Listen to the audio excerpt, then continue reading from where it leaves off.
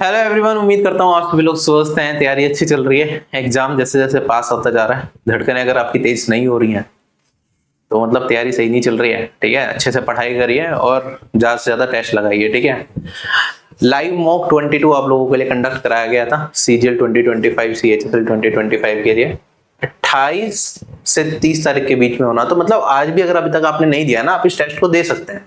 ठीक है, बाकी जिन लोगों ने दे लिया है तो मेरे साथ डिटेल एनालिसिस देखें, सेफ स्कोर देखें और मैथ्स के सभी क्वेश्चंस का सॉल्यूशन देखें। अगर मैथ्स में आप अच्छा नहीं कर पा रहे हैं तो आप समझिए क्वेश्चन को अटेम्प्ट करने का तरीका क्या होता है, एग्जाम बेस्ड अप्रोच क्या होती है, उससे काफी इंप्रूवमेंट आपको मिलेगी।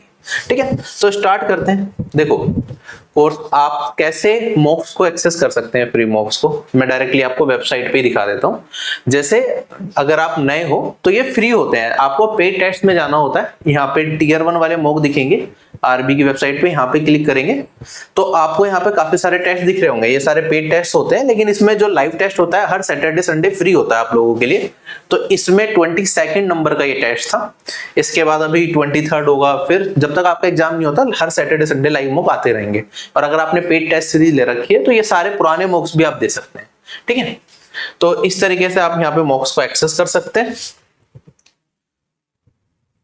एप्लीकेशन पे अगर आपको देना है तो ये प्रोसेस होता है मॉक्स को देने का, आप ये फॉलो करके दे सकते हैं। और अभी बहुत सारी हमने टेस्ट सीरीज बनाई है जो आपकी प्रिपरेशन के लिए काफी ज्यादा रेलिवेंट है, वो आप देख सकते हैं। और साथ ही साथ अगर आप देखेंगे ना, इन सबको हमने कॉम्बो टेस्ट सीरीज के अंदर डाल दिया है, जिसके अंदर ये सारे के सारे टेस्ट सीरीज आपको अलग से मिल जाएंगे। और इसके अलावा जो पीडीएफ्स हैं, जैसे कि जीके की पिछले 5 साल के जितने भी एग्जाम हुए हैं उनकी सारी की सारी आपको ई बुक्स यहाँ पे मिल जाएगी।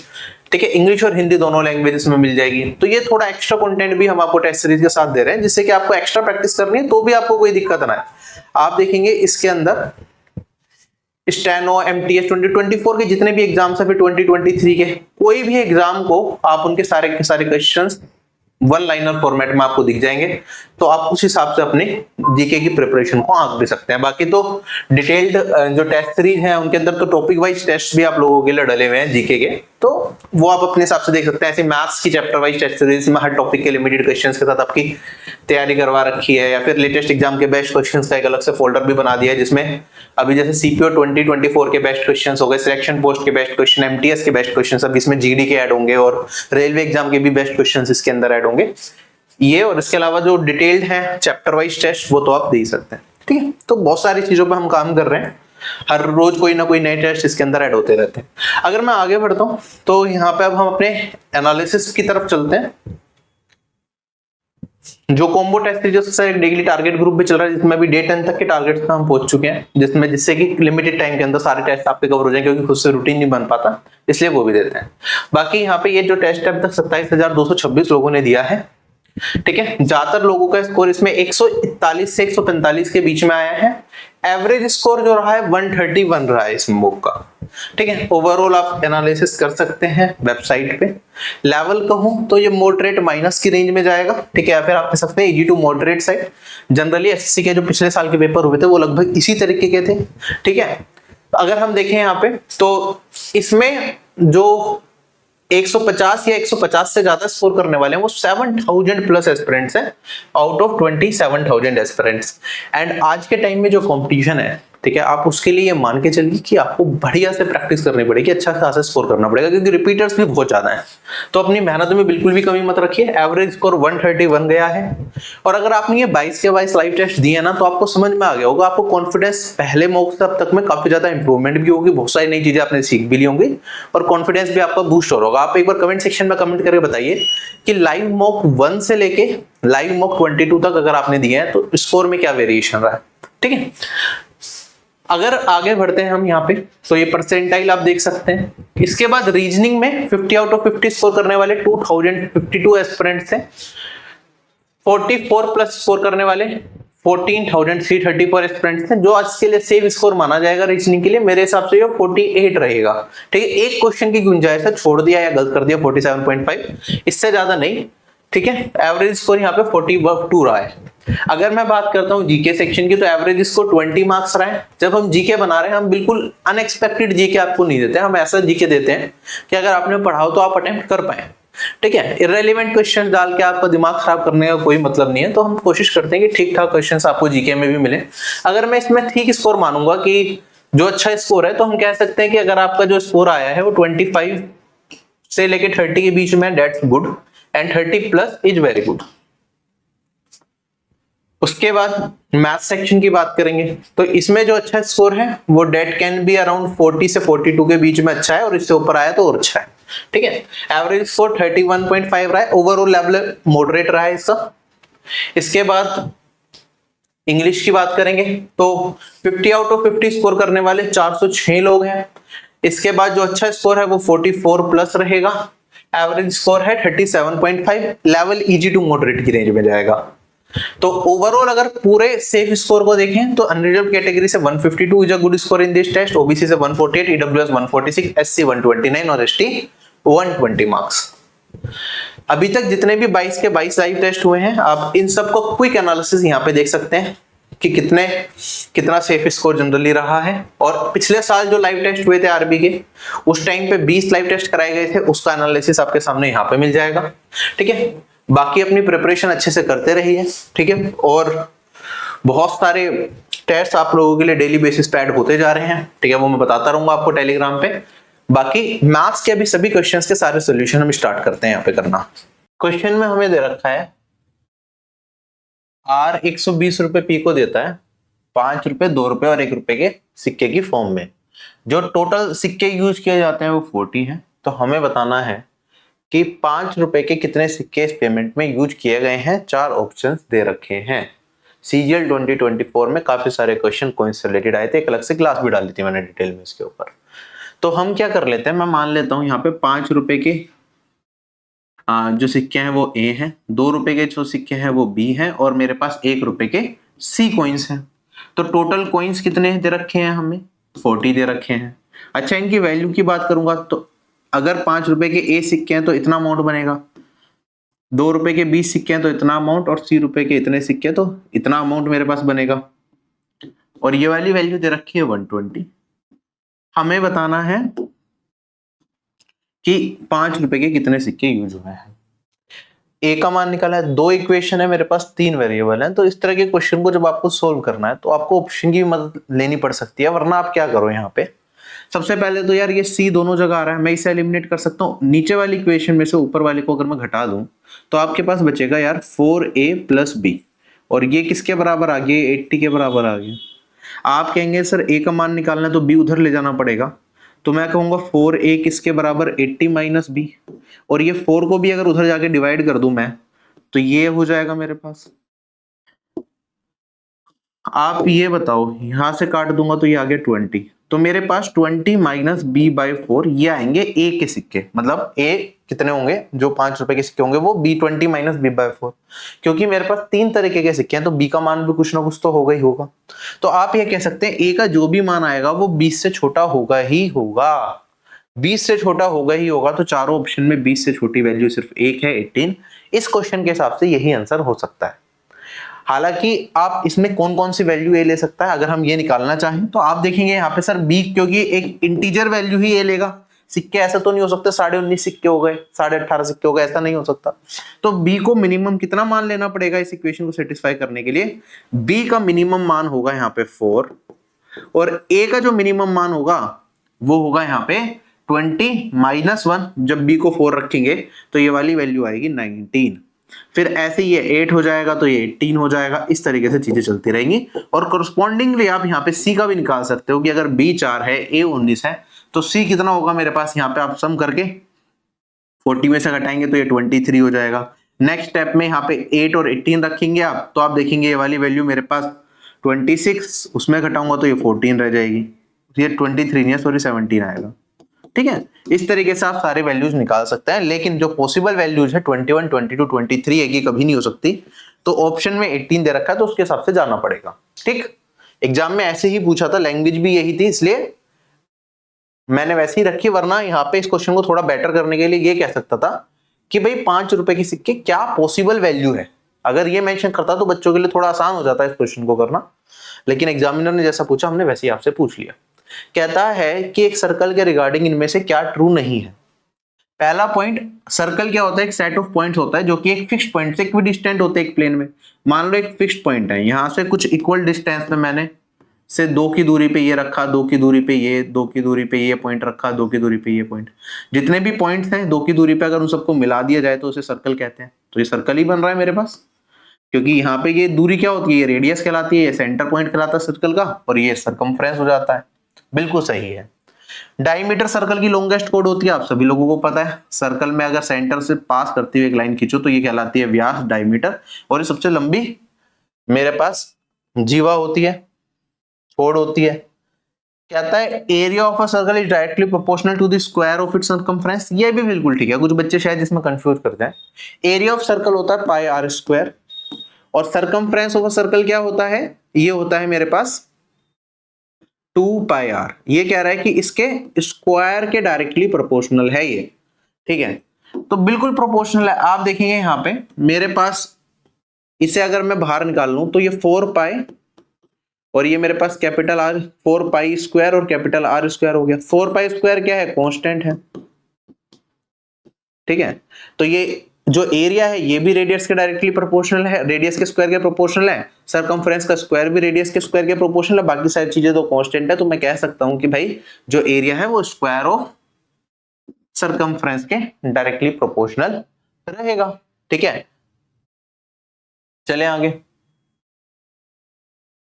बढ़ते हैं हम। या फिर अगर आप, ये मैंने वैल्यू निकाली, अगर आपको इससे एरिया बनाना है तो आप कहेंगे sir pi r square area होता है, तो मैं इससे 4 पाई को अगर बाहर ले लूं इनटू में पाई आर स्क्वायर, ये सरकमफ्रेंस का स्क्वायर है, ठीक है। इसे मैं लिख सकता हूं, सॉरी, पाई आर स्क्वायर ऐसे लिख सकते हैं। सरकमफ्रेंस का स्क्वायर ये हो गया, ये हो गया एरिया ऑफ सर्कल।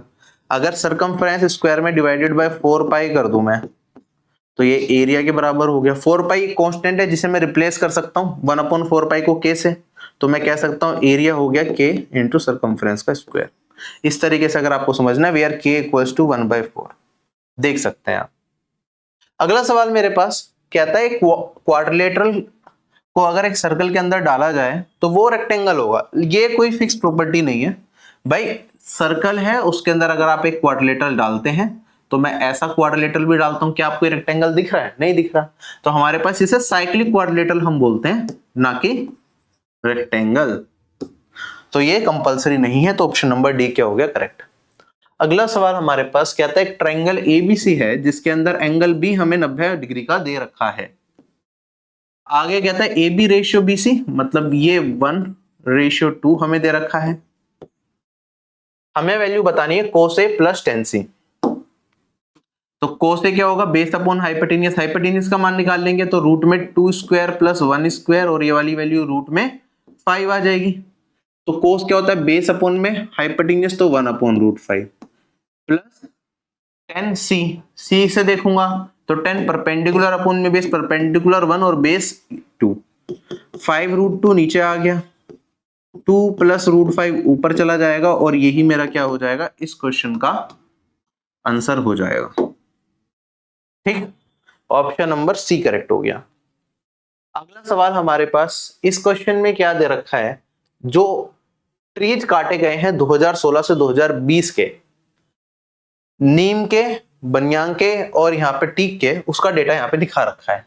हमें बताना है जो हमारे पास बरगद के पेड़ काटे गए हैं 2016 से लेके 2020 में, तो 2020 में 16 के कंपैरिजन में कितने ज्यादा काटे गए हैं।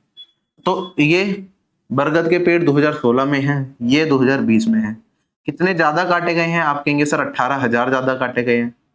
20,000 के कंपैरिजन में कितना हो गया, आप कहेंगे सर 90% ही तो दिख रहा है इसका, ठीक है।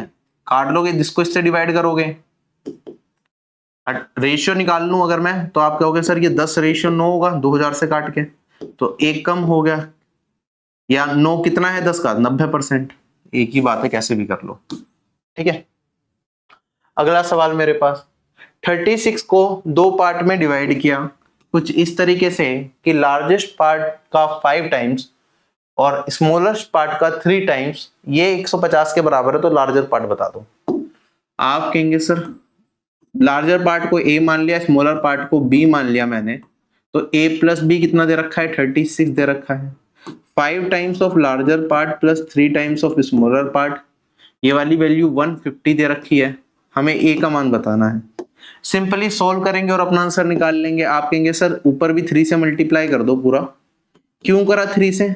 क्योंकि अब नीचे वाली इक्वेशन में से ऊपर वाली जैसे ही मैं घटाऊंगा तो मेरे को ए का मान मिल जाएगा। आप कहेंगे सर बी एलिमिनेट हो गया, 5a माइनस 3a ये बन गया 2a, 150 माइनस 108 ये बन गया 42 और ए का मान कितना आ गया 21 और यही इस क्वेश्चन का आंसर भी हो गया।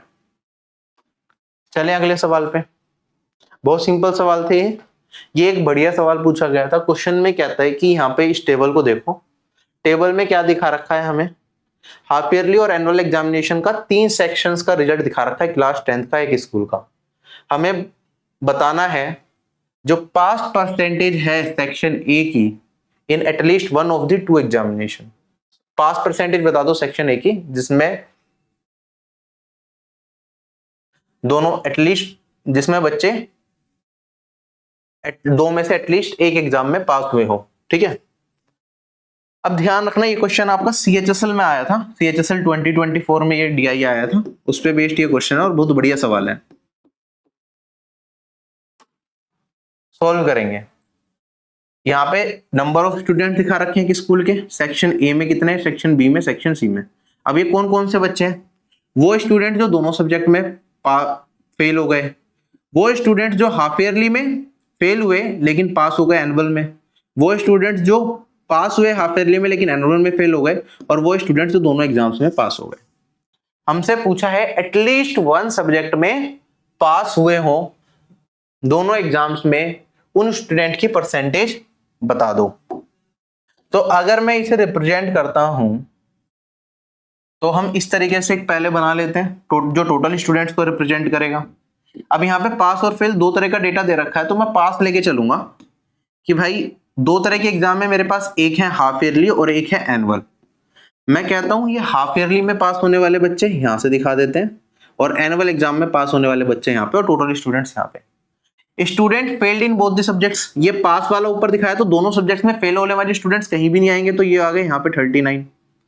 Students failed in half yearly but passed in annual exam, half yearly में फेल हो गए, ये पूरा हट गया ये वाला सर्कल, एनुअल में पास हुए हैं लेकिन, तो जो ये वाला रीजन है, ये रीजन किसके बराबर आएगा मेरे पास, ये दे रखा है 16 के बराबर।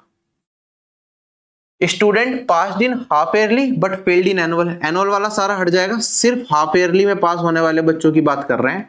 ये कितने हैं मेरे पास, 10 हैं, और दोनों में पास हो गए, जो हाफ ईयरली में भी और एनुअल में भी, वो टोटल 65 हैं। तो वो जो कॉमन रीजन है इसको रिप्रेजेंट करेगा। तो कॉमन रीजन क्या है ये, तो ये वाला मान कितना है मेरे पास, 65 के बराबर। हमें बताना है कि एटलीस्ट 1 सब्जेक्ट में पास हुए हो, तो एटलीस्ट 1 वाले तो ये हैं कि भाई या तो ये दोनों में पास हैं या किसी एक में पास हैं। तो ये कितने हो गए हमारे पास, 16 प्लस 65 प्लस 10, 91 हो गए। टोटल स्टूडेंट्स कितने हैं यहाँ पे 39, ये एटलीस्ट 1 में पास होने वाले, और वो बच्चे जो दोनों में फेल हो गए इन्हें जोड़ देंगे तो टोटल बन जाएंगे। तो इसमें 39 और जोड़ दूंगा 90 में, तो ये आ जाएगा 130, जो कि इन चारों का सम हो गया, और इनटू में 100% करके हमें परसेंटेज मिल जाएगी जो हमसे पूछा क्वेश्चन में। 13 से काटूंगा तो ये 7 आ जाएगा, एक 0 से एक 0 कट जाएगी, तो 70% मेरा इस क्वेश्चन का क्या आएगा, आंसर आएगा। क्लियर? अच्छा सवाल था ये, DI अच्छे से समझ लो, इस पे आगे भी क्वेश्चंस आ सकते हैं फ्यूचर में, बढ़िया DI पे बनाए क्वेश्चन। चलें आगे। क्वेश्चन में कहता है एप्पल का जो जूस है वो 15% शुगर सॉल्यूशन कंटेन करता है, और मेरे पास मैंगो जूस में 25% शुगर सॉल्यूशन है। हमें बताना शुगर सॉल्यूशन क्या होगा एक मिक्सचर में जिसमें हमें 3 लीटर एप्पल जूस चाहिए और 5 लीटर मैंगो जूस चाहिए। तो पिछले मॉक में भी इस टाइप का क्वेश्चन आया था, मैंने आपको बताया था कैसे करते हैं। इसको इसमें मल्टीप्लाई कर दो और इसमें इसको मल्टीप्लाई कर दो, तो हमें क्या हो जाएगा, टोटल सम मिल जाएगा 3 × 15 45%, 5 × 25 125%। इन दोनों का सम कर दिया, कितने में है ये टोटल।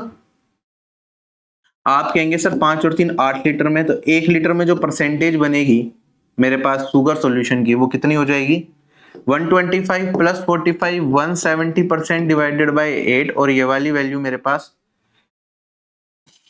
8 2 जा 16 10 1 और 2/8 दैट इज 2 पॉइंट। ये मेरा इस क्वेश्चन का आंसर आएगा। चलें आगे। कहता है बढ़िया सवाल, प्रीवियस ईयर बेस्ड, एक राइट एंगल ट्राइंगल है जिसका एरिया हमें 800 दे रखा है और ये इस तरीके से बनाया गया है कि हाइपोटेनियस क्या है, बेस का 1.5 टाइम्स। तो ये बेस है तो हाइपोटेनियस 1.5 बी हो जाएगा। हमें बताना है हाइपोटेनियस का मान क्या होगा। अच्छा, राइट एंगल ट्राइंगल अगर है तो एरिया क्या होता है, half into base into height होता है। अब यहां पे हमें सोल्व करना पड़ेगा। 800 किसके बराबर, हाफ इंटू बेस तो बी ही है और हाइट को क्या मान ले, आप कहेंगे सर 1.5 बी, इसके स्क्वायर में हाइपोटेनियस माइनस दिस करना पड़ेगा। तो पॉइंट में ज्यादा चीजें जा रही हैं तो एक काम करते हैं, इसे मैं क्या मान लेता हूं, बी को 2x मान लेता हूं। तो ये 1.5 बी हो जाएगा मेरे पास 3x, तो पॉइंट थोड़ा सा हट जाएगा मेरे पास। और 3x के होल स्क्वायर में से 2x का होल स्क्वायर घटाऊंगा तो 9 - 4 ये बचेगा मेरे पास 5x स्क्वायर। तो यहाँ पे ये वाली वैल्यू 5x आ जाएगी, है ना, परपेंडिकुलर। तो यहाँ पे हम लिखेंगे मेरे पास हाफ इंटू बेस है 2x और मेरे पास ये हो गया 5x। मेरे को किसका मान बताना है, मेरे को 3x का मान बताना है सोल्व करके।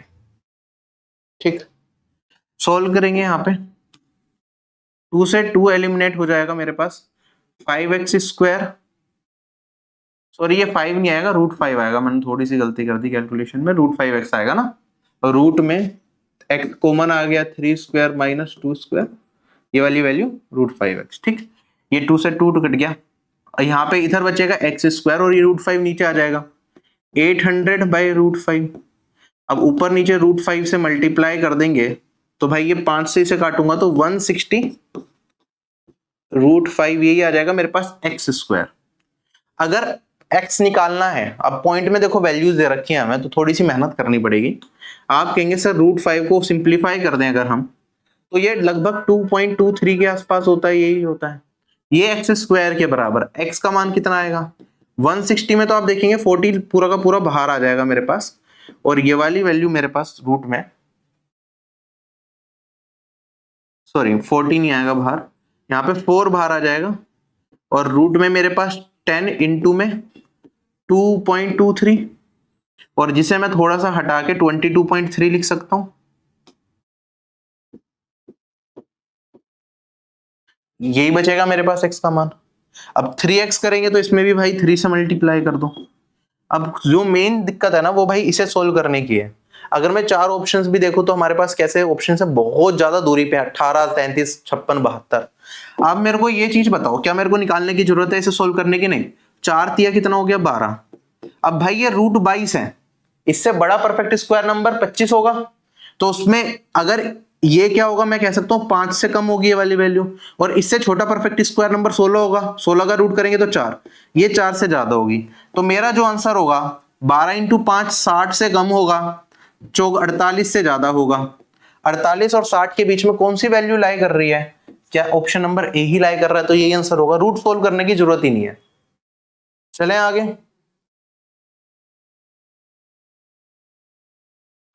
अगला क्वेश्चन हमारे पास, राखी ने एक बास्केट, एक वॉलेट एंड एक बेल्ट परचेज करी, उसे डिस्काउंट मिलता है 5% का बास्केट पे, वॉलेट पे मिल रहा है डिस्काउंट 8% का और 10% का डिस्काउंट मिल रहा है बेल्ट के ऊपर। उनके एमआरपी भी दे रखे हैं, 80 है, 150 है और मेरे पास 350 है। तो हमें बताना है कि फाइनली उसने कितना अमाउंट पे किया। अच्छा, एक तरीका तो ये अमाउंट पे निकालने के लिए आप डायरेक्टली क्या करेंगे भाई, 5% का डिस्काउंट घट गया तो 95% से इधर मल्टीप्लाई कर दो, इधर 92% से और इधर 90% से। लेकिन वो कैलकुलेशन मुझे लगता है थोड़ी सी मुश्किल हो जाएगी, इसे हम थोड़ा सिंप्लीफाई करने की कोशिश करते हैं। मैं कहता हूँ टोटल मार्क प्राइस निकाल लेता हूँ पहले कि कितना हो रहा है, 350, 500, 580। ठीक है, इस पे हम कुछ डिस्काउंट देंगे तो 580 तो हो नहीं सकता आंसर, इन तीनों में से होगा। अब डिस्काउंट कितना कितना दे रहे हैं, 5% का, इसका 5% होता है 1/20, 80 का 1/20 कितना हो जाएगा मेरे पास 4, 8%, इसका 8% निकालूंगा, 15 इंटू में 8 120 तो 12 रह जाएगा, ये हो गया। और 10% निकालूंगा तो 35। टोटल डिस्काउंट कितना दे दिया, टोटल डिस्काउंट का सम कर लो आप, ये हो गया 47 51, इस पे 51 का डिस्काउंट दिया तो कितने रह गए 529 पे करे होंगे, तो यही आंसर आएगा। किस अप्रोच से क्वेश्चन को सोल्व करते हो ये बहुत मैटर करता है कि आपका टाइम बच रहा है या नहीं बच रहा है। अगला सवाल हमारे पास कहता है हमारे पास Y येलो मार्बल्स हैं और B ब्लू मार्बल्स हैं एक बॉक्स के अंदर। 18% अगर हम येलो मार्बल्स ले लें और हम यहाँ पे इसमें ऐड कर दें 24% ऑफ ब्लू मार्बल्स, तो मेरे पास टोटल जो मार्बल्स होते हैं वो होते हैं 30। 3 times the number of yellow marbles exceed करते हैं 2 टाइम्स ऑफ ब्लू मार्बल्स, किससे 200 से। सोल्व करके बताना है भाई Y square ratio B square का मान क्या होगा। अच्छा, PYQ 2024 सीजीएल का सवाल है। अब आप ये बताओ मेरे को, जब मैं इस क्वेश्चन को सोल्व करूंगा तो क्या मैं डायरेक्टली अपना आंसर मार्क कर सकता हूं कि भाई इस क्वेश्चन का आंसर ये ही हो सकता है, इसके अलावा कुछ हो नहीं सकता। नंबर ऑफ मार्बल्स क्या पॉइंट में आ सकते हैं? नहीं, एक इंटीजर वैल्यू की नंबर होगा कोई, है ना। तो मेरे पास कोई फिक्स्ड नंबर होगा और फिर मैं उनका रेशियो करूंगा, स्क्वायर करूंगा, तो यहाँ पे भी परफेक्ट स्क्वायर और यहाँ पे भी परफेक्ट स्क्वायर मिलेगा। क्या 2:1 एक परफेक्ट स्क्वायर नंबर है? नहीं है। 4:1 है, 6:5 नहीं है और 5:2 नहीं है। तो एक ही आंसर हो सकता है। हालांकि अब आप सोल्व करना चाहें तो कर सकते हैं। अगर मेरे को सिंप्लीफाई करना है पहले तो ये परसेंटेज का सिंबल हटाने की कोशिश करूंगा, वरना परसेंटेज में ही बनाना है तो परसेंटेज में भी बना सकते हो। ठीक है, हमारे पास वैल्यू क्या है? देखो यहाँ पे 18% वाई है ना, यहाँ पे 24% वाई है, तो y को एलिमिनेट कर देते हैं। यहाँ पे 6% y से मल्टीप्लाई कर दूं, यहाँ पे भी 6% से और यहाँ पे भी 6% से, तो मेरे पास यहाँ पे बचेगा 18% y। अब नीचे वाली में से ऊपर वाली को हटा देंगे, ठीक है। तो 18% y 18% y कट गया। 24% b में प्लस हो जाएगा 12% b, तो ये हो जाएगा 36% b। और ये किसके बराबर? 30 में से 6 दूनी 12 को घटाऊंगा तो ये आ जाएगा मेरे पास 18। आप देखेंगे यहां से काटूंगा तो 2% ऑफ बी 1 के बराबर, 50 से गुना कर दूंगा तो 100% ऑफ बी किसके बराबर? 50 के बराबर। मतलब बी का मान कितना आ गया? 50। अगर बी 50 है यहाँ पे पुट कर दो तो ये 100 इधर जाके जुड़ जाएगा 3/300 के बराबर, तो y का मान कितना आ जाएगा? 100। y रेशियो बी 2:1 आ जाएगा और स्क्वायर कर देंगे तो ये कितना हो जाएगा? 4:1। ठीक है, कहता है 3 कॉन्जिक्यूटिव ओड नंबर्स का जो प्रोडक्ट है वो 693 है, तो हमें बता दो स्मॉलेस्ट नंबर क्या होगा। देखते ही अपना आंसर मार्क कर सकते हो। 3 कॉन्जिक्यूटिव ओड नंबर का जब प्रोडक्ट दे रखा हो तो ये देखा करो भाई, जो नंबर है ना ये किसके परफेक्ट क्यूब से थोड़ा सा कम है। इससे बड़ा परफेक्ट क्यूब नंबर ढूंढना है बस आपको। 693 से बड़ा परफेक्ट नंबर क्यूब क्या है? 729 ही आएगा, क्योंकि इससे पीछे आओगे तो 8 का क्यूब होता है 512 और ये होता है मेरे पास 9 का क्यूब, है ना। तो भाई जो भी नंबर दे रखा हो, अगर 3 कॉन्जिक्यूटिव नंबर का प्रोडक्ट आपको दे रखा है तो भाई जो भी नंबर दे रखा हो इसका बड़ा परफेक्ट क्यूब नंबर आप देख लो कि किसका क्यूब आ रहा है? 9 का। तो ये हमारी क्या हो जाएगी? 9 हो जाएगी मेरी मिडिल टर्म, और आपका आंसर डायरेक्टली यहां से आ जाएगा। अगर मिडिल टर्म ये है तो इससे छोटा 7 होगा और इससे बड़ा 11 होगा। ये 3 नंबर्स रहे होंगे, हमसे मोस्ट पूछा है तो 7 आएगा। ट्रिक याद रह जाएगी। अब लॉजिकली अगर आप करना चाहो तो इसे आप ऐसे देख सकते हो। मान लो मेरे पास 3 नंबर है ना, मिडिल नंबर को मैंने n मान लिया, इससे छोटे वाला नंबर n-2 होगा और इससे बड़े वाला नंबर n+2 होगा। क्या ये 3 कॉन्जिक्यूटिव नंबर बन गए मेरे पास? इनका प्रोडक्ट किसके बराबर? 693 के बराबर। आप कहेंगे सर यहाँ पे फॉर्मूला लगाऊंगा मैं, n-2 n+2 a minus B a plus B, तो a square minus B square, तो ये आ जाएगा n स्क्वायर माइनस में 4 और इनटू में n। और अगर आप देखेंगे ये मेरे पास n³ माइनस 4n के बराबर आएगा, तो 693। मैं आपको यही तो कह रहा था कि भाई n³ अगर आपको निकालना है, n निकालना है, तो आप इस वाली वैल्यू से थोड़ा सा बड़ा देखो कि कौन सा परफेक्ट क्यूब नंबर बन रहा है, और ये वही आपको n का मान दे देगा। यहाँ पे आप 9 रखेंगे तो 36 में ऐड करोगे 729 बनेगा, जो कि 9 का क्यूब होगा। तो n इक्वल्स टू 9 पे सेटिस्फाई करता है। ये सब लिखने की, सोल्व करने की जरूरत नहीं होती, आप हमेशा ऐसे रखो। 4 या 5, अगर आपको 5 दे दे कि भाई मेरे पास 5 क्या है? ओड नंबर्स हैं कॉन्जिक्यूटिव, उनका अगर मैं प्रोडक्ट करता हूं तो वो एक फिक्स वैल्यू के बराबर आ रहा है, तो आप बता दो उसका मान क्या होगा। तो उसमें भी आपको ज्यादा कुछ नहीं करना होता, आप उसमें भी यही चीज देखा करो कि भाई किसकी पावर 5 के आसपास मेरा आंसर आ रहा है। जो भी आंसर दे, मतलब जो भी वैल्यू दे रखी है उसकी, उसमें क्या देखो कि उससे बड़ी कौन सी परफेक्ट पावर 5 है, आप आंसर निकाल लोगे।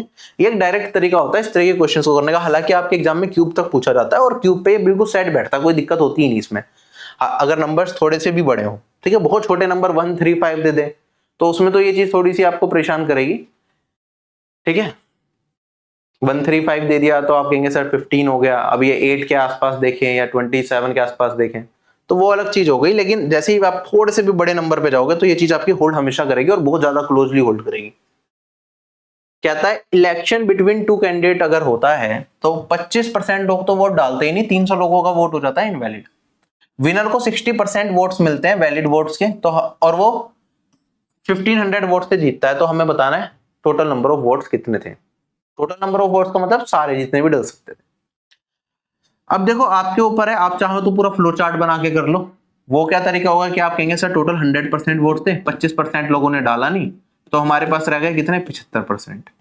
अब 75% में से भी क्या हो गया, 300 इनवैलिड हो गए, तो 75% माइनस 300। ये बहुत पुराना तरीका है और बहुत लंबा मेथड हो जाता है। अब इसमें जो है विनर को क्या मिला, आप कहेंगे सर विनर को मिला है इसका 60%, तो लूजर को इसका कितना मिला होगा, 40% मिला होगा। अब एक्चुअल वैल्यू निकालनी है तो आप इसका 60% करके और 40% करके निकाल सकते हैं।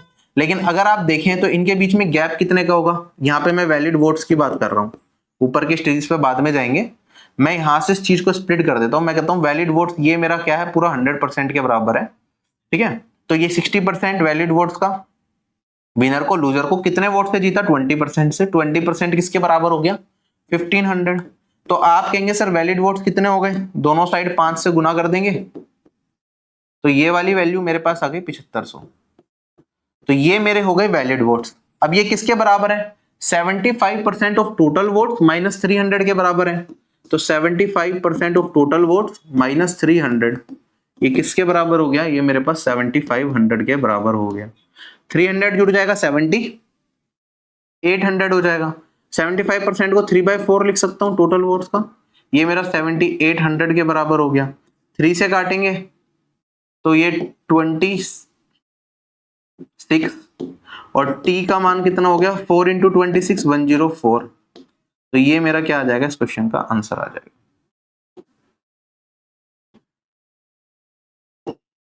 क्लियर। तो स्टेप बाय स्टेप अगर लिखते हुए करना है तो बस आप ध्यान रखना, जब यहाँ पे 60% और 40% निकाल लो ना तो ये इसका खुद से 60% 40% मत करना।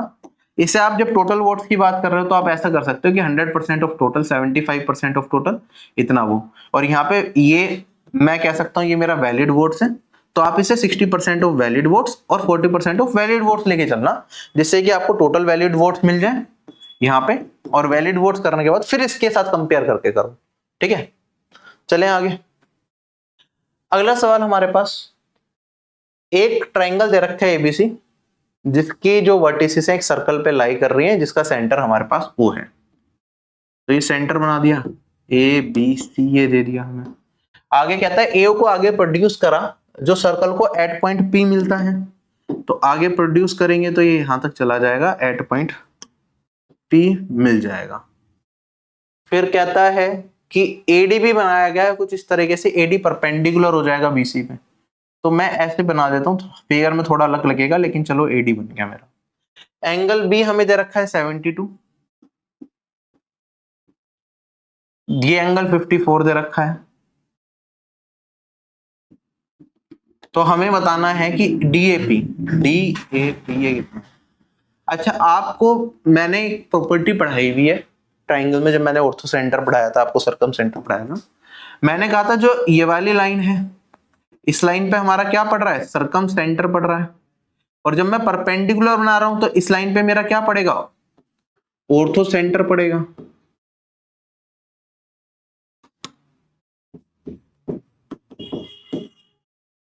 इनके बीच में जो एंगल बनता है ना, वो किसके बराबर होता है, जो बड़े वाला एंगल, बी और सी दो एंगल है, बड़े में से छोटे को घटा दो या मॉड्यूलस में लिख दो 72 माइनस 54 और ये वाली वैल्यू आ जाएगी 18। इसका प्रूफ भी मैंने कई बार आपको यूट्यूब में मॉक के क्वेश्चंस कराते हुए भी करा रखा है, वैसे भी करा रखा है, और ये चीज आपको पता होनी चाहिए। 18 मेरा इस क्वेश्चन का आंसर आएगा।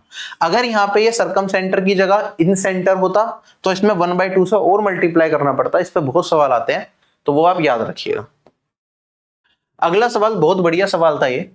एक ट्राइंगल एबीसी दे रखा है हमें, जिसमें ए पॉइंट दे रखा है कुछ इस तरीके से, ओ पॉइंट दे रखा है कुछ इस तरीके से कि एओ मेरे पास ये वाली दूरी दे रखी है 16, ओसी मेरे को दे रखा है ये वाली दूरी दे रखी है 12, और हमसे एओबी बीओसी, एओबी बीओसी और एओसी ये तीनों इक्वल भी दे रखे हैं। ठीक है, हमसे कहता है अगर एंगल एबीसी 60 है, ये वाला कोण अगर 60 है, तो आप बताओ कि ओबी का मान क्या होगा। हमें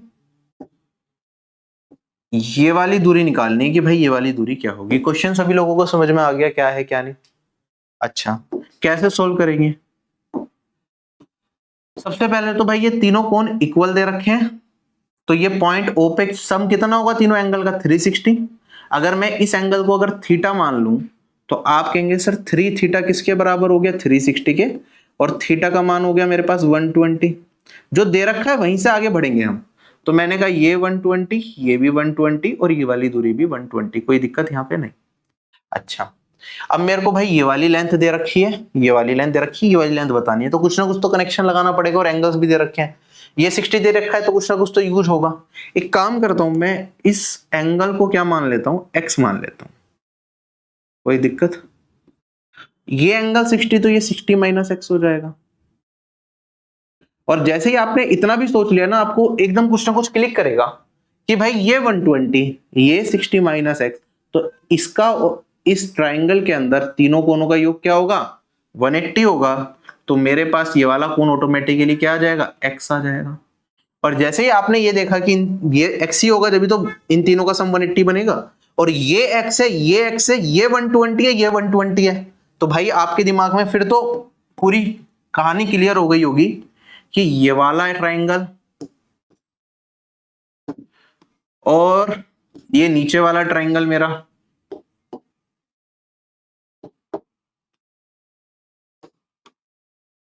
ये आपस में क्या हो जाएंगे? सिमिलर हो जाएंगे, क्योंकि दो एंगल इक्वल हो गए। अगर आप तीसरा एंगल में निकालना चाहो तो आप कहेंगे सर ये 120 ये x, तो ये कितना आएगा? 120, वो 60 माइनस एक्स ही बचेगा। 180 में से इन दोनों के सम को घटाऊंगा तो अगर दोनों ट्राइंगल ये वाले सिमिलर हो गए, मैं लिख देता हूं ए ओ बी सिमिलर किसके होगा? x से स्टार्ट किया था हमने, तो ये बी ओ सी के सिमिलर होगा बाय द प्रॉपर्टी ऑफ ए। तो क्रॉसपोर्टिंग साइड्स का रेशियो इक्वल हो जाएगा। अब मेरे को देखो ये वाली साइड दे रखी है, इस वाले ट्राइंगल में ये नहीं दे रखी, इस वाले ट्राइंगल में ये वाली साइड दे रखी है, तो x के सामने वाली साइड देखो, इसमें x के सामने है BO, नहीं इस वाले ट्राइंगल में x के सामने है 12, इस वाले ट्राइंगल में 60 माइनस x के सामने है 16, इस वाले ट्राइंगल में इसके सामने है मेरे पास फिर से BO। यही तो निकालना है मेरे को BO। BO का मान कितना? स्क्वायर में 16 इंटू में 12, और BO हो जाएगा रूट में 16 इंटू 12। अब रूट लगाऊंगा तो आप देखेंगे 16 से तो 4 वैसे ही बाहर आ जाएगा। 12 होता है 2√3, तो आंसर आ गया मेरे पास 8√3। क्लियर है? अगला सवाल हमारे पास कहता है पाई चार्ट को पढ़ो और जो आंसर है वो बता दो। पाई चार्ट में हमें दे रखा है जो 4 स्टूडेंट्स हैं इन्हें कितने कितने वैलिड वोट्स मिले हैं वो, और टोटल जो वैलिड वोट्स हैं वो है 720। आप ये बताओ जब पाई चार्ट हो तो total angle, central angle 360 degree होता है, ये 720 को रिप्रेजेंट कर रहा है, तो 1 डिग्री 2 वोट्स को रिप्रेजेंट करेगा, और इन सबके वोट्स का डिग्री मेजरमेंट हमें दे रखा है। हमसे कहता है कि जो विनर है उसने अपने नियरेस्ट कैंडिडेट को कितने वोट से हराया, तो विनर वो होगा जिसने सबसे ज्यादा डिग्री में वोट्स पाए होंगे। अब यहाँ पे 60 है, 120 है और 100 है। परमजीत का मेरे को यहाँ पे दिख नहीं रहा, अगर आप निकालना भी चाहो तो 180, 280 और 100 में से 360 में से 280 को घटाऊंगा तो ये वाली वैल्यू 80 ही आएगी मेरे पास। विनर तो सीधा सीधा शिवा होगा, नियरेस्ट वाला कैंडिडेट होगा विश्वनाथ। कितने डिग्री से हरा दिया? 20 डिग्री से। 1 डिग्री 2 वोट्स को रिप्रेजेंट कर रही है, तो 20 डिग्री 20 इंटू में 2 40 वोट्स को रिप्रेजेंट करेगी, और यही आंसर हो जाएगा मेरा। अगला सवाल हमारे पास कहता है मोहन की जो इनकम है 20% कम है सोहन की इनकम से।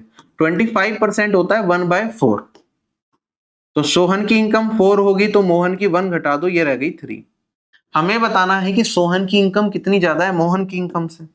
तो सोहन और मोहन की कंपेयर करेंगे तो मोहन से सोहन कितना ज्यादा है, एक ही ज्यादा है। मोहन से कंपेयर कर रहे हैं तो एक ज्यादा है किससे, मोहन से, और इंटू में 100% कितना हो जाएगा 33, 1/3%। क्वेश्चन खत्म हो गया। अगला सवाल हमारे पास बढ़िया सवाल, थोड़ा कैलकुलेटिव सवाल। कहता है एक हेमिस्फेरिकल बाउल है जो कि ब्रास का बना हुआ है, जिसका इनर डायमीटर 6 है और थिकनेस 0.4 है। अगर हेमिस्फेरिक बाउल होगा और किसी मेटेरियल का बना होगा तो इनर डायमीटर 6 हो गया तो रेडियस कितना हो गया 3। थिकनेस हमें दे रखी है कितनी 0.4। तो आप कह सकते हैं कि अगर मैं आउटर रेडियस की बात करूंगा तो ये 3 + 0.4 हो जाएगी और ये वाली वैल्यू क्या हो जाएगी मेरे पास 3.4, है ना। हमें बताना है कि कितनी वॉल्यूम ऑफ ब्रास की हमें जरूरत बनेगी इसे बनाने के लिए। करेक्ट टू डेसिमल प्लेसेस और पाई को भी 3.14 लेना है। तो अगर क्वेश्चन पढ़ लिया तो आपको समझ में आ जाएगा भाई ये कैलकुलेटिव क्वेश्चन है, लास्ट में करने वाले सवालों में से एक है। ऑप्शंस में अगर देखूं तो दो ऑप्शन क्लोज हैं, ये दोनों क्लोज हो गए और ये दोनों क्लोज हो गए। तो हम यहाँ पे रिस्क नहीं लेंगे और लास्ट के लिए छोड़ देंगे, ठीक है। अगर साथ के साथ अब जब करने की बारी आएगी तो कैसे करेंगे, आप कहेंगे sir volume of a hemisphere होता है 2/3 पाई आर क्यूब। 2/3 पाई को 3.14 दे ही रखा है और आर क्यूब होता है। अब हम बड़े वाले हेमिस्फीयर में से छोटे वाले को हटाएंगे तो मैं कहूंगा 2/3 पाई को कॉमन ले लिया, 3.4 का क्यूब बड़े वाले में से और छोटे वाले अंदर वाले हेमिस्फीयर को घटा दूंगा तो मेरे को मटेरियल का वॉल्यूम मिल जाएगा, ठीक, यही होगा। अब मल्टीपल तरीके हो सकते हैं ए क्यूब माइनस बी क्यूब। एक तरीका तो यह कि 3.4 का आप क्यूब निकाल लो। अगर आपने मेरी क्यूब डायरेक्टली निकालने वाली क्लास देखी है, शॉर्ट ट्री देखिए, तो आप इजीली निकाल लेंगे 34 का क्यूब भी, ज्यादा टाइम नहीं लगेगा। वरना ये हो सकता है 34 का स्क्वायर आप लोगों को पता होता है, वो रखा उसमें 34 को मल्टीप्लाई करा, 3 का क्यूब सबको पता है 27 होता है तो हो जाएगा। तीसरा तरीका क्या है कि A cube minus B cube का अलग फॉर्मूला आप लगा सकते हो, जिसमें हमें पता है इन दोनों का डिफरेंस क्या है, ए माइनस बी। वो तो मेरे पास 0.4 एक छोटी वैल्यू है और हम ये पढ़ते हैं कि A cube minus B cube होता है ए माइनस बी का whole cube -3ab a minus B. क्या ये वाला फॉर्मूला हमारे लिए थोड़ा कन्वीनियंट रहेगा, क्योंकि a माइनस बी बहुत छोटी वैल्यू है 0.4, उसका क्यूब भी मेरे को पता है और a और b भी इन्हें मल्टीप्लाई करने में भी ज्यादा तकलीफ नहीं होगी। तो सिंप्लीफाई करके सोल्व कर लेते हैं। ये आएगा 2/3 इंटू में 3.14। अब यहाँ पे a माइनस बी का होल क्यूब क्या आएगा, 0.4 का क्यूब कितना हो जाएगा 64, 4 का क्यूब होता है और यहाँ पे क्योंकि पॉइंट है तो 3 बार आएगा, 3 पॉइंट के बाद 3 प्लेसेस आएंगे 0.064। अब यहाँ पे ये प्लस होता है, सॉरी मैंने गलत लिख दिया, प्लस 3ab, तो 3 इंटू 3 9 इंटू में 3.4 और यहाँ पे a माइनस बी तो क्या है 0.4। ये थोड़ी सी कैलकुलेशन हमारे पास रह जाएगी। अब इसे सिंप्लीफाई करने के लिए देखो 6.28 है, 3 से काटूंगा तो लगभग जो वैल्यू आएगी मेरे पास ये आएगी 2.093333 ऐसा जाएगा, है ना। इनटू में इसे करेंगे सॉल्व तो 9 4 जा 36 हो जाएगा, 3.6 आ जाएगा इन दोनों को मल्टीप्लाई करके। 34 इंटू 36, 35 प्लस 1 है, 35 माइनस 1 है। 35 का स्क्वायर कितना होता है 1225, माइनस 1 करूंगा तो 1224, तो 12.24 आएगा। और अगर ये 12.24 बनेगा तो यहां पे इसमें जोड़ दोगे तो वैल्यू कितनी आएगी 401 कैरी फॉरवर्ड 3 और ये आ जाएगा 12। कैलकुलेशन हो गई। अब यहां पे सोल्व करके अपना आंसर बताना है कि क्या होगा। और हमें देखो 2 से 12 को गुना करना है लगभग, तो 24-25 ऐसी कुछ वैल्यू आएगी ना। ये दोनों तो वैसे ही हट गए। अब इन दोनों में थोड़ी सी किसी को कंफ्यूजन होती भी है तो कर सकते हो। एक काम कर लेता हूं मैं 2.013 को ब्रेक करके लिख सकता हूं 2 + 0.13 और इसको इसमें मल्टीप्लाई कर देते हैं ना, आप कोई कंफ्यूजन नहीं है। अगर मैं 2 से इसको मल्टीप्लाई करूंगा तो आप कहेंगे सर 24.608 है और प्लस 0.09 पॉइंट हटा दूं, अगर मैं यहाँ पे खाली 9 को लेके चलूं तो पॉइंट यहाँ पे आ जाएगा। 9 इंटू में 0.12 करूंगा तो लगभग 1.08 के आसपास आएगा, तो मेरे पास वैल्यू जो बढ़ेगी वो कुछ ऐसी आएगी। तो आंसर जो आएगा मेरा 25 पॉइंट समथिंग कुछ आएगा, है ना। वो 26 या वहां नहीं जा पाएगा, और थोड़ा और ज्यादा क्लोज करेंगे तो कुछ और वैल्यूज हमें हो सकता है आगे दिखें। ठीक है, तो मैंने खाली 9 से करके देखा यहाँ पे, तो मेरे को समझ में आया 25 पॉइंट, और ये 6 और 8, इससे थोड़ी सी बड़ी वैल्यू आ सकती है अगर मैं पूरा भी करूंगा, तो लगभग इसके आसपास। कौन सा ऑप्शन बैठेगा भाई सही? डी। तो यही आंसर आएगा। चलें आगे। अगला सवाल हमारे पास कहता है एक क्वाड्रिलेटरल की एक इक्विलेटरल ट्रायंगल की सारी साइड्स मेरे पास 32 हैं, तो पेरीमीटर और सम ऑफ मीडियंस का रेशियो बता दो।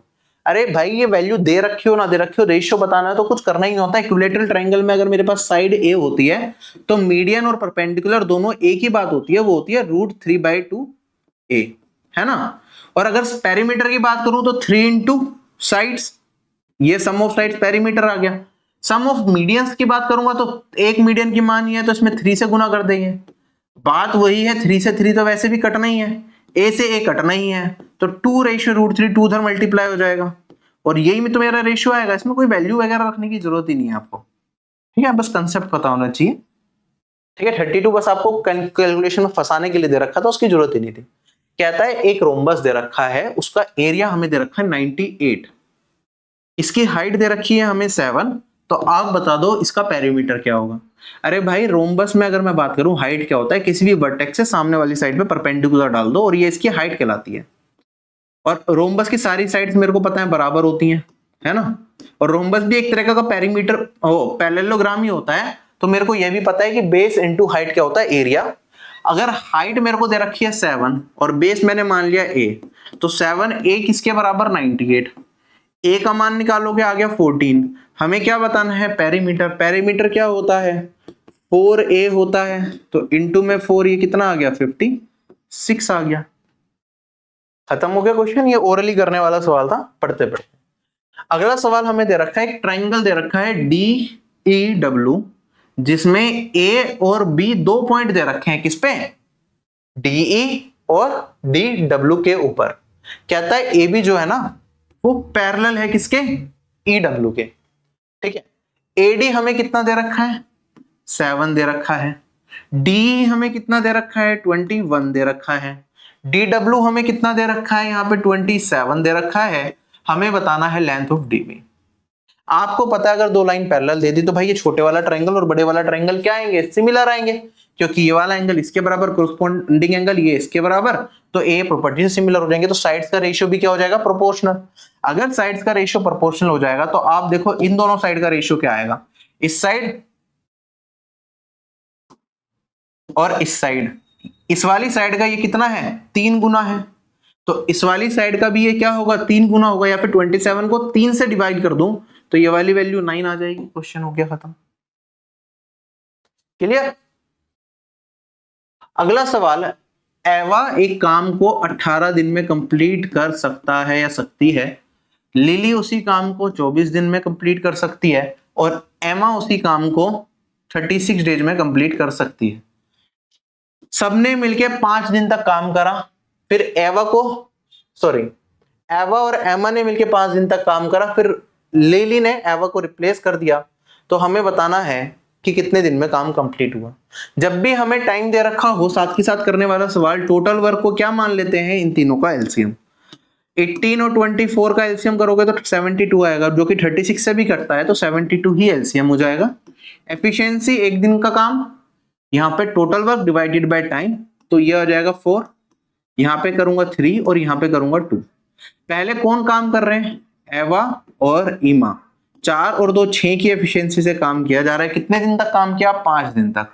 उसके बाद क्या हुआ, एवा को रिप्लेस कर दिया किसने, लिली ने, तो ये दोनों काम करेंगे। 3 और 2, अब ये 3 और 2 5 की एफिशिएंसी से काम होगा, मैं मान लेता हूं T डेज तक काम करेंगे, तो टोटल वर्क कितना है 72।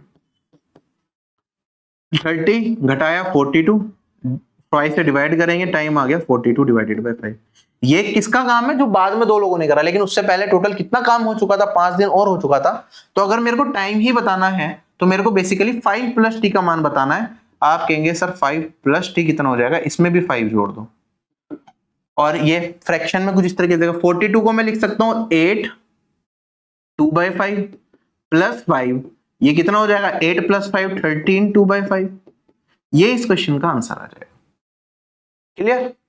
नेक्स्ट क्वेश्चन हमारे पास कहता है 6,000 रुपए दो लोगों को ब्याज पे दिए गए, एक को 12% के हिसाब से और दूसरे को 18% के हिसाब से। एक साल के बाद जो ब्याज मिला वो 840 मिला। तो बताना है कि हायर रेट पे कितना पैसा दिया गया था। दो तरीके से कर सकते हैं। एक तो आप एलिगेशन मेथड जो अपना यूज करते हैं वो है कि भाई आप निकाल लोगे सर कितना मिला ब्याज एक साल के बाद 840, कितना परसेंट हो गया, 1% है 60, 60 पे किससे गुना करूं 840 आ जाए, आप कहेंगे सर 14 से, है ना। तो इफेक्टिव रेट कितना हो गया, 14% हो गया। एक बार ब्याज दिया गया था हमारे पास 12% से कुछ अमाउंट, कुछ यहाँ पे इसमें 18% से। तो अगर मैं एलिगेशन लगा दूंगा, ये लो वैल्यू है या हायर वैल्यू है, ठीक है। तो आप कहेंगे सर 18 माइनस 14 4%, 14 माइनस 12 2% और वैल्यू आएगी 2:1। इस रेशियो में पैसा बांटा गया होगा, 2 + 1 हो गया 3 रेशियो, जो कि 6,000 के बराबर है। हमसे क्या पूछा, हायर रेट पे कितना पैसा दिया गया, तो हायर रेट पे 1 रेशियो रिप्रेजेंट कर रहा है, 3:6,000 तो 1:2000 के बराबर ही तो आएगा काटने पे। तो यही आंसर हो जाएगा। ये कुछ लोग करते हैं, हालांकि मैं जो अप्रोच यूज करता हूं वो थोड़ी सी डिफरेंट रहती है इस क्वेश्चन में।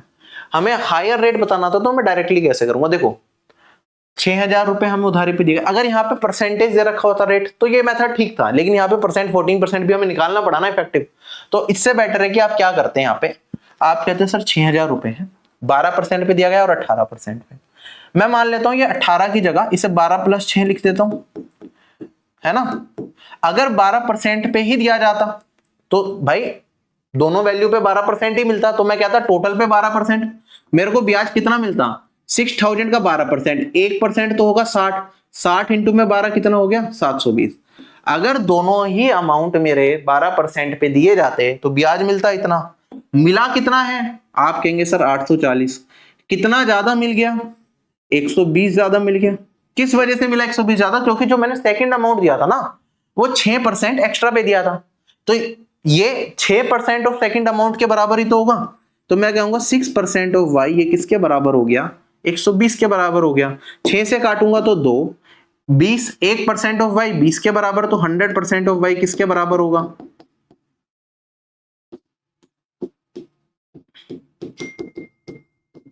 क्या ये 2000 के बराबर होगा। इस तरीके से हम इसे ओरली भी कर सकते हैं, ठीक है। चले आगे, 3 क्यूब है, 4 सेंटीमीटर इनकी साइड दे रखी है, एंड टू एंड ज्वाइन कर दिए गए। तो हमें बताना है जो रिजल्टिंग क्यूबॉइड बनेगा इसका सरफेस एरिया क्या होगा। दो तरीके हैं करने के, देखो क्यूब की साइड क्या होती है 4, 4 और इसकी जो विड्थ होती है ये भी 4, सारा सेम होता है। जब मैं एंड टू एंड मिलाऊंगा तो कुछ इस तरीके का क्या बन जाएगा, एक क्यूबॉइड बन जाएगा, और ये भी 4 होगा और ये भी 4 होगा। तो आप कहेंगे सर लेंथ क्या हो जाएगी, 12 हो जाएगी, बाकी हाइट और विड्थ सेम रहेगी, ठीक है। तो अगर 3 मिलाए हैं तो लेंथ कितनी हो जाएगी, अगर पहले 4 थी तो 4 × 3 इतनी हो गई, 4 मिला देता तो 4 × 4 हो जाती, कुछ इस तरीके से चीजें चलती। तो हमारे पास जो टोटल सरफेस एरिया होता है क्यूबॉइड का वो होता है ट्वाइस LB + BH + HL। अगर आप कहें कि सर मेरे पास चेंज क्या हुआ है, बाकी सबको A अगर मैं मान लूं, ठीक है, मान लो क्यूब की साइड थी मेरे पास A जो मिलाया गया है, तो आप कहेंगे सर बाकी सब तो A रहेगा, लेकिन लेंथ मेरी क्या हो जाएगी 3A हो जाएगी। ये A ही है, ये A ही है, और ये मेरे पास A × 3A, कुछ ऐसा ही होगा। आप कहेंगे सर 3, 4 और 3 7, तो 7 टाइम्स इंटू में 2 इंटू में जो मेरे पास पहले लेंथ थी उसका स्क्वायर, जो थी लेंथ थी 4, तो ये आ जाएगा मेरे पास। और हमारे पास इसका आंसर 16 इंटू में 14, 14 इंटू में 16 क्या होता है 15 minus 1, 15 + 1 15 square minus 1 that is 224। ये आंसर आ गया, ठीक।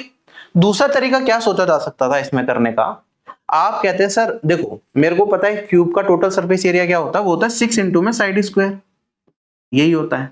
अब जब मैं मिला रहा हूं एंड टू एंड, 3 को मिला रहा हूं, मान लो मैं n यूनिट्स को एक साथ एंड टू एंड मिला रहा हूं, तो मेरे पास आपके पास आप यहां पे देखेंगे कि कितना एरिया जा रहा है।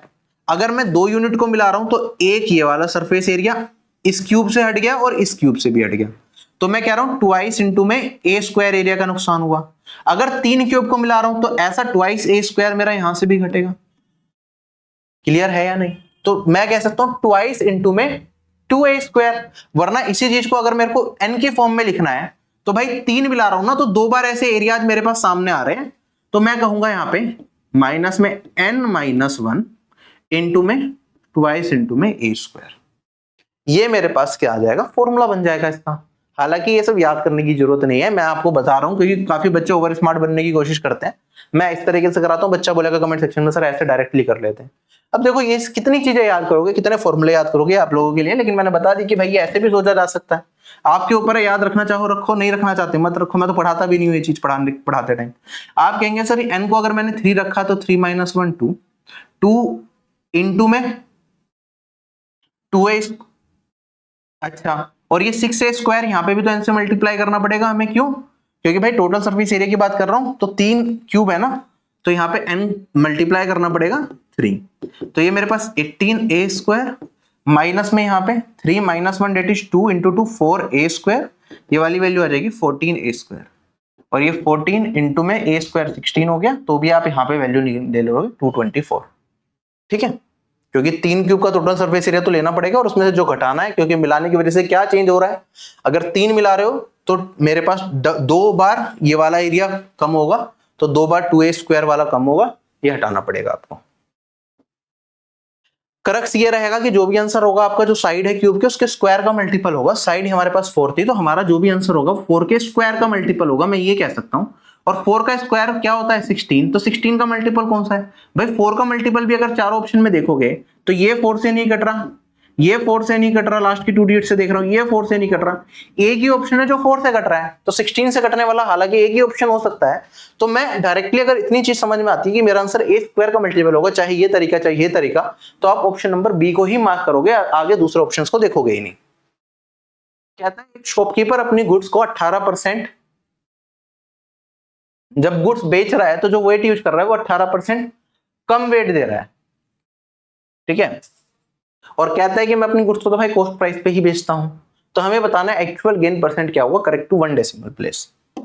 तो अगर 18% कम वेट दे रहा है तो वो कहेगा कि भाई मैं 100 ग्राम दे रहा हूं, लेकिन देगा कितना, 18 कम कर दो 84 ग्राम देगा, है ना। तो मैं कहूंगा कॉस्ट प्राइस इतने का है, पैसे चार्ज करेगा इतने के, तो कितना प्रॉफिट कमा लिया? आप कहेंगे सर ये 18 घटाऊंगा तो 82 आएगा, तो कितना प्रॉफिट कमा लिया? 18 का प्रॉफिट कमा लिया कितने पे? 82 पे। कॉस्ट प्राइस पे निकालते हैं हमेशा, इनटू में 100%। 4 ऑप्शन भी दे रखे हैं, काफी दूरी दूरी पे ऑप्शंस हैं, डायरेक्टली हो जाना चाहिए। जैसे 2 से काट दिया तो 9/41, 900/41 बनेगा, 2 टाइम्स जाएगा पहले तो, ठीक है, फिर 80 बचेगा, फिर 2 टाइम्स जाएगा, 2 से थोड़ा सा कम रहेगा, 21 पॉइंट समथिंग कुछ जाएगा, नियरेस्ट 2 इंटीजर जाएंगे तो 22 चला जाएगा। क्वेश्चन में कहता है कि ए और बी 2 स्टेशन हैं जिनके बीच में दूरी कितनी दे रखी है हमें? 540 दे रखी है। एक ट्रेन ए से स्टार्ट होती है 10 AM पे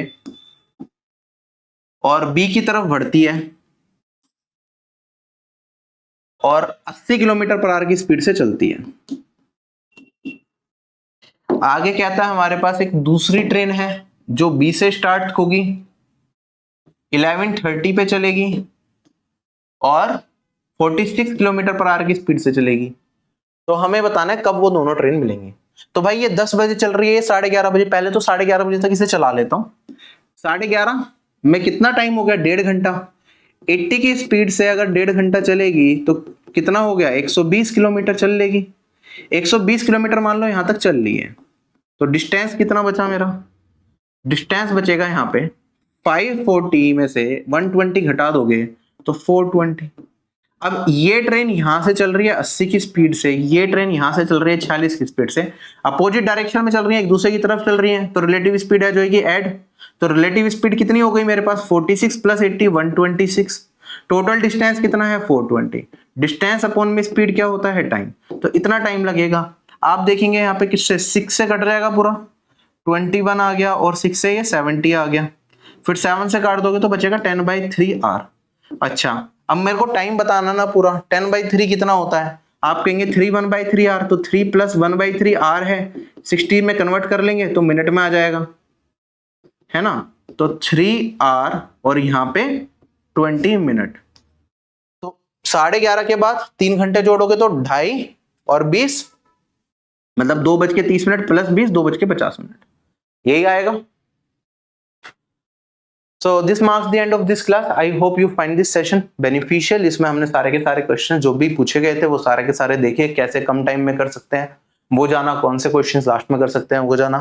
इसी तरीके से लाइव टेस्ट आप लोगों के लिए कराए जा रहे हैं सीजीएल के लिए, देते रहिए और लेट्स होप जितना भी आपका स्कोर इस मॉक में बना है अगले मॉक में आप इससे बेहतर परफॉर्म करें। Bye bye, take care and जय हिंद। क्या आप एसएससी एग्जाम्स की तैयारी कर रहे हैं और कंफ्यूज्ड हैं कैसे प्रिपरेशन करें?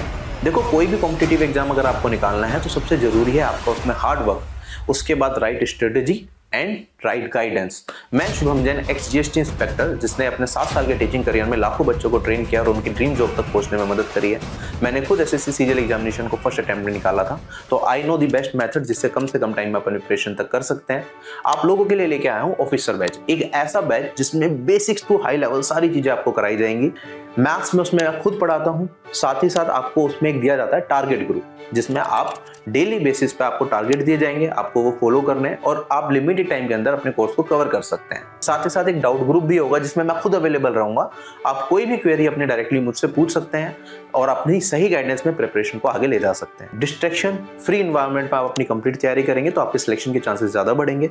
साथ ही साथ कोई भी चीज आप पढ़ते हैं तो उससे रिलेटेड टेस्ट वहां पे अवेलेबल रहते हैं, जिससे आप अपनी परफॉर्मेंस को एनालाइज कर पाएं।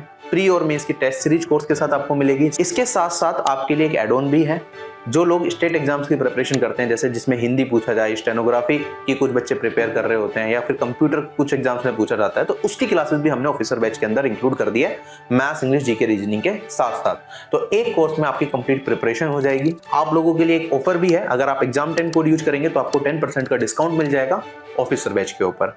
अगर आप इंडिविजुअल सब्जेक्ट से कोर्सेज लेना चाहते हैं तो these are also available at very affordable prices, तो आप you can enroll in those courses as well. जय हिंद।